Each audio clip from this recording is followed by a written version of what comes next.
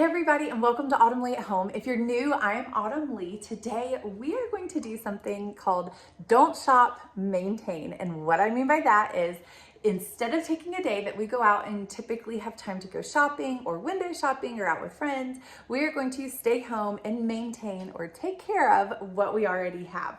So on these days, I like to clean something, fix something, and refresh something. So follow along with me and we'll go ahead and get started. First up, we are going to clean something, and what I need clean is this right here. I don't know if you could see it super well. I'll try to put in a zoomed in photo of it or a video of it, but no matter how many times I mop, I cannot get it clean. So we're going to try to scrub it with a brush and see if we can get it up.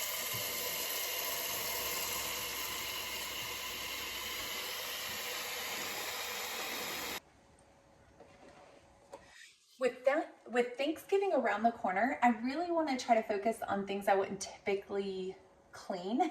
So all the time I'm doing dishes and laundry and bathrooms and dusting and vacuuming. But on days like today, it's really important to me to try to use this extra time that I'm giving myself to do something that I wouldn't typically get a chance to get to. And this is one of those things.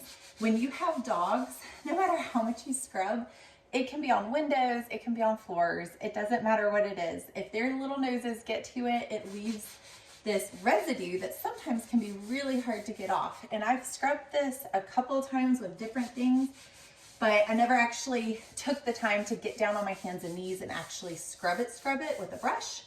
And it looks like that is actually working, which is very exciting because I think sometimes it just takes a little elbow grease. You can see the dirt coming off in the water. It's so gross. I'll show you. See that dirt right there?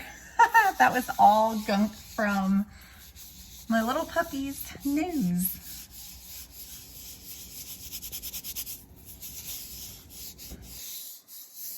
I may have to come back through and see like right there. That's so gross. Guys, I promise I mop. This is slightly embarrassing to show you guys, but at the same time, I'm very grateful that it works and that this is worth it that we're doing this. So this might be the new routine. I got one of our really old towels to try to go behind myself and wipe it up. That way I can kind of see if I've missed anywhere and we don't leave water sitting on the ground. The areas that it's the worst are the ones that have the high food traffic areas, of course, because that's where my kids like to drop food. So we'll see if we can get those up the most. And if I have time, I'll go through the rest of the kitchen.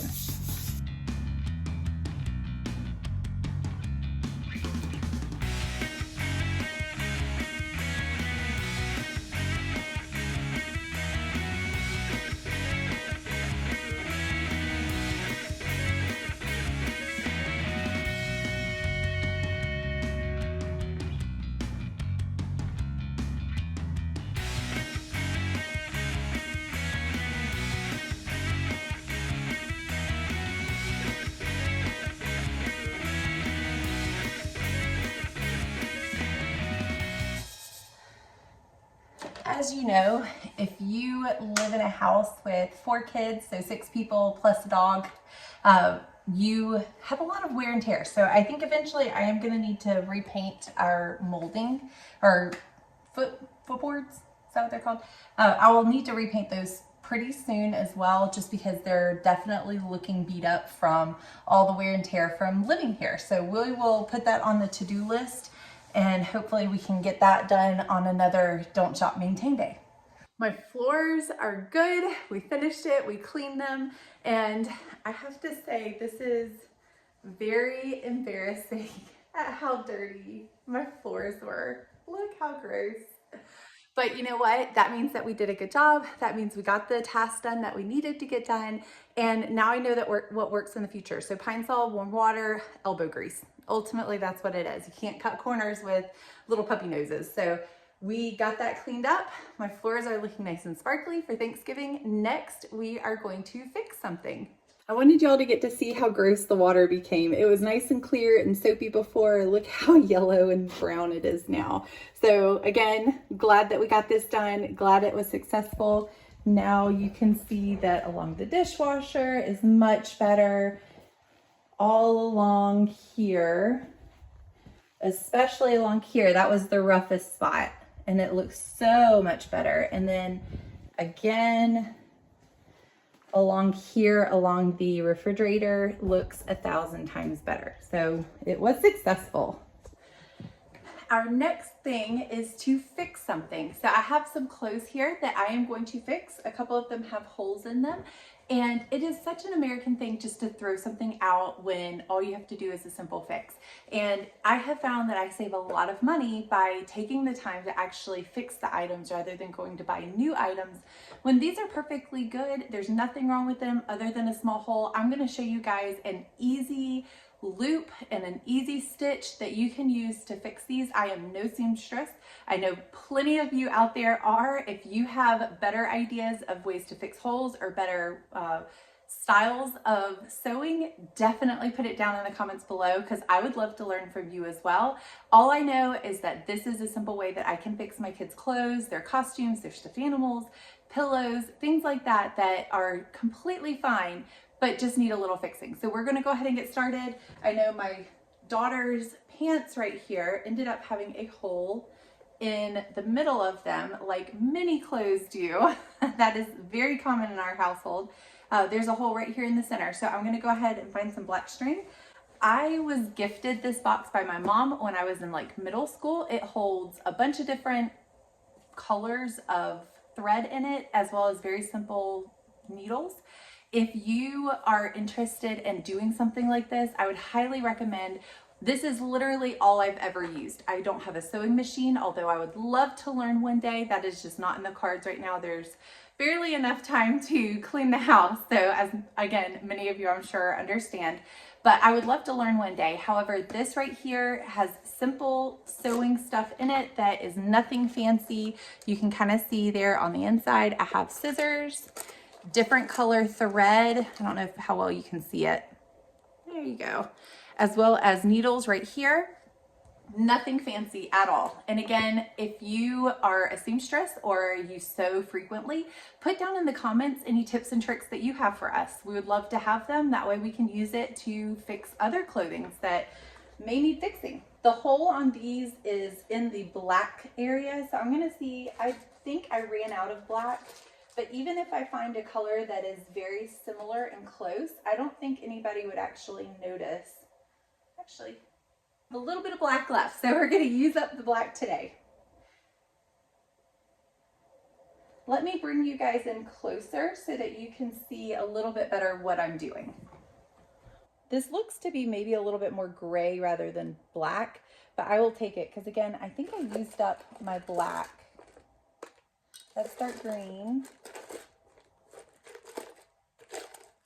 Yep, I think I used up my black, but again, I think the dark gray, nobody's really gonna be able to tell. If it was in a very visible spot, then it might be totally different. I don't know if I'm gonna have enough.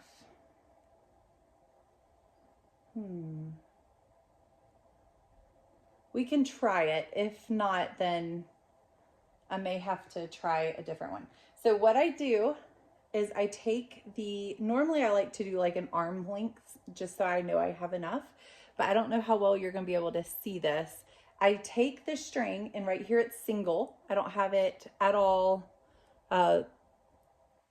doubled or anything like that. And I'm gonna take it and I'm gonna evenly try to double it. So I'll hold the center of it and try to get it to be even on both sides. And it doesn't have to be perfect. And then right here, you can see it's kind of looped over right there. This right here is where you're going to put through the needle. So you want to thread that through your needle.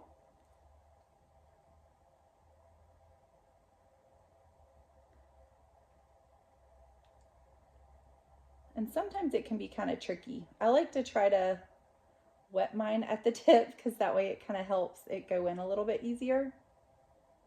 Haha, I finally got it. See if you can see it better. So it's doubled over and threaded through the needle. And we're going to take it and double it again. So find the even sides right here and make them even. And once you do that, you almost have like a quadruple thread. So you double it again, and then I'm going to tie a knot right here at the very end. So all I did was loop it around my finger like this, and then put it through the hole, kind of like you would tying any other knot. See? And you want to try to get it down towards the end so you're not wasting string. So right now I only have this much string to work with, and I actually want to really try to leave about that much once I'm done sewing to try to retie it at the end. Otherwise, you're going to make it a lot harder for yourself. And what I'm going to do, anytime I'm not using my needle, I stick it right here so I don't lose it, because I have done that many times. And I'm going to turn these pants inside out so that any thread that is seen will be seen on the inside. You won't be able to see it on the outside. And let's see here. So I have this hole and this hole, and what I may do is just try to sew all of that together. Yeah, I'll try to sew all of that together, because if I don't, I'm afraid it's just going to rip apart even more. So what we're going to do, and it doesn't have to be pretty because this part right here is in an area that doesn't really typically get seen. So I'm not too worried about the seam itself. I squeezed it together right here and threaded it through, and now I'm looping back over and about to thread through again. And you're going to do that over and over again. And I see another little hole right here. I'm going to try to kind of squeeze that one in if I can.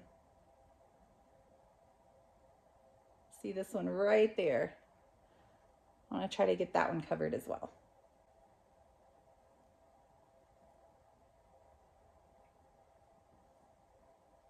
It being kind of a rainy day out today is the perfect day to get this done. So I have a little less string than I would typically like, but we're going to go ahead and cut the needle off. I'm going to get up as close as I can and then put my needle directly back in here and then attempt to tie this. I don't know how well this is going to work because I didn't give myself a lot of string. Okay, so I don't think I can get it to tie that way because I think I left it too short. So what I'm going to do is split the two and then tie it this way like you would a shoe.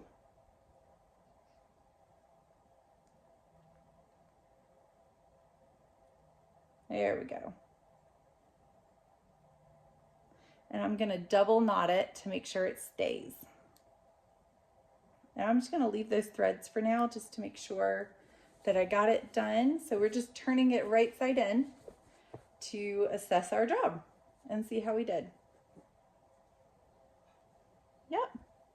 So you can see it doesn't line up perfectly, but nobody else would be able to tell. So the holes are fixed. So these pants are good to go. Okay, now to work on this dress right here. And I believe this one has the ruffle starting to fall off a little bit right there. You can see. So I'm just going to put that back on, and I'm going to do a different stitch on this one because I'm not trying to bring two seams together. I'm trying to just reattach the ruffle. So I'm going to try to find a color similar to this and then go in and out on here. And I think this is going to be my best bet right here. For this one, I'm going to give myself plenty of extra. So I'm bringing it out really wide right there. And then I'm going to, before I cut it, go ahead and slide it back into the little groove that holds the string in place. So I don't know if you can see that, but there's like a little piece, a little lip here that when you slide it back, it holds the thread in place right there. So now I know that where the thread is next time, and I don't have to worry about trying to find the end of it or it unraveling in here. And again, I'm going to do the same thing I did last time, which is take the thread, and right now it's single thread, and I'm going to take it and double it on itself. And that's close enough. Doesn't, again, have to be perfect. So now you can see it's doubled, and I have the little loop here. And we're going to thread this loop through the same needle.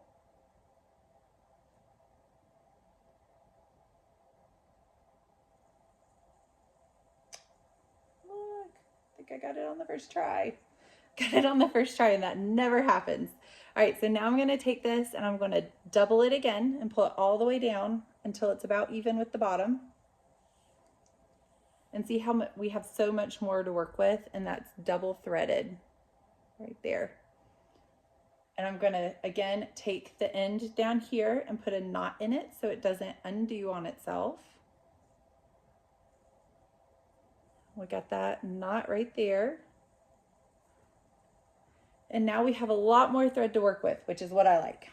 So this one's going to be a little bit different because, again, we're not bringing two seams together. So to me, turning it inside out and going up and over and over again isn't going to work.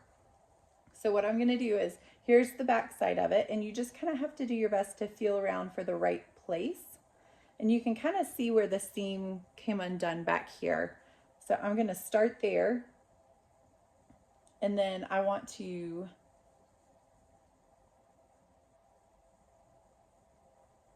take it, so you can see my needles coming up right there, and I'm going to take it and make sure that it goes through the blue, the center of the blue as well. And see?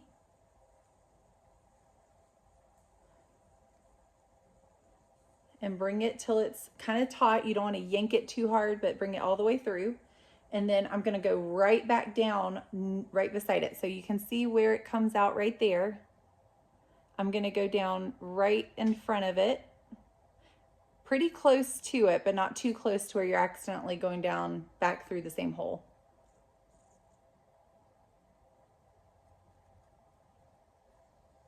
And see, that brought it down. And we're going to do the exact same thing over and over again. And if the blue part gathers a little bit, that's okay, because it's supposed to be a ruffled look anyway.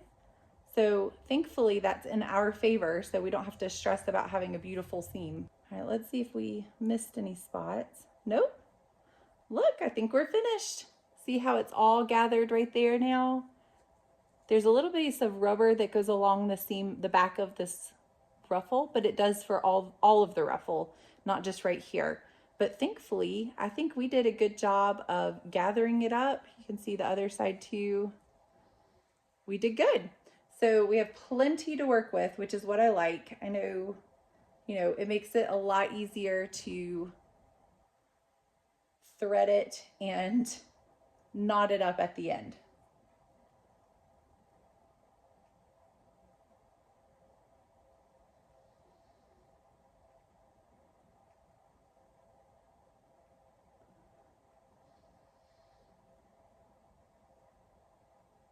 I'm just going to do it one more time. And I'm just doing a simple knot here at the end. All right. So I'm going to cut above the knot so that it doesn't come unraveled. And because I have so much extra, what I'm going to do is go ahead and knot this one.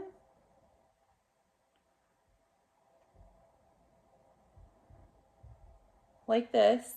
And then I'm going to put it in here and leave it there for next time, because I never know, the next thing I'm coming to sew it may not matter what color the thread is, and I'll already have one ready to go rather than having to take the time to do it all over again or waste this thread. And our dress is fixed. Number 3 is to refresh something. And right now, this is probably one of the ones that is giving me the most stress. My dining room had exploded with Halloween. I need to put that away and get ready for Thanksgiving, since we are hosting Thanksgiving here. And right now, it is very embarrassing. We have stuff everywhere. So I'm going to work on that, refreshing my dining room as well as the house in general, to put away the Halloween decorations and get out the Thanksgiving decorations. Let's get started. It looks worse before it looks better, right? This is where I keep all of my decorations. If it doesn't fit in here, I tell myself I'm not allowed to keep it. There are a few decorations that just no matter how hard I would try wouldn't fit in here. Those go in the garage, and those are usually the yard decorations, like the or a Christmas tree maybe. So the Christmas tree, Santa Claus, things that are like the bigger items that wouldn't fit in here either way, I give myself leeway and put those in the garage. But other than that, if it is Easter, Thanksgiving, Christmas, 4th of July, which is this bin right here, all of those things must fit in here or I tell myself I can't keep it, which this is a pretty deep, big closet. So you would think it would fit everything. But when it comes down to all of the decorations, typically I have to weed stuff out every year, and I already got a little pile weeded out. These are all the ones that I need to put away. That is Thanksgiving right there. And that's okay because that we will pull out and leave out. There are other boxes. So these 3 right here are Thanksgiving as well. And then that's just miscellaneous stuff that I need to make sure that I get put away as well. So we'll go ahead, and I think I'm going to get started trying to put away the Halloween decorations, which go in these 2 boxes. Hopefully it fits. I believe it fit last year, so we're going to cross our fingers. On days like today where I'm in between holidays and it's time to take some decorations down and put up another holiday's worth of decorations, I get a little overwhelmed. I have to kind of step back, and I really do enjoy the decorating. I enjoy the decorations once they're up, but in the in-between state when all the boxes are pulled out, sometimes it just feels more like clutter versus decorations. And that's when I have to just tell myself one thing at a time. I have to just put my hand on one item and say, what do I want to do with this? That way it gets a little less overwhelming in the process, and you can start kind of organizing things in your brain and just lump them together as you do it. So in this day, before I can even think about pulling the Thanksgiving decorations out, my first goal is to try to get all of the Halloween decorations put away. And it's kind of like puzzle piecing it together to try to get it all to fit into those 2 bins. But we were able to do it. I was able to get them into those 2 bins, all except for some of the larger pieces that wouldn't fit in a bin even if I tried. And those you will see later on that I am able to kind of just sit in the closet or sit on top. If you are like me and you get overwhelmed easily, just tell yourself one thing at a time. Just look at one item, ask yourself, where do I want to put it? Or you can clump like things with like things and start there. And that will help your brain to kind of at least get moving. And as you get moving, you realize about 10 minutes in, you're like, oh, I'm actually making progress. And over time, it all gets done. So you're not panicking and you're not looking at the big picture of the entire room all at one time.